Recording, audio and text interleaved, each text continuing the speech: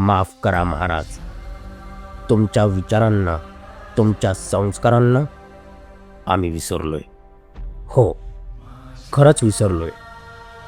अहो, ज्या चारित्र्य संपन्न राजाचा आदर्श आज जग घेतोय, त्याच तुमच्या महाराष्ट्रात लेकीबाईंवर दिवसा ढवळ्या अत्याचार होत आहेत.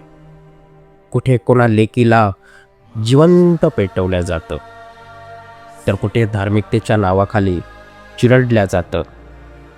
राज, तुम्ही आयुष्यभर स्वराज्यातील प्रत्येक मायमाऊलींना तळहाताच्या फोडाप्रमाणे जपलात, पण आज आज त्याच लेकीला न्यायासाठी वनवन भटकावं लागतंय.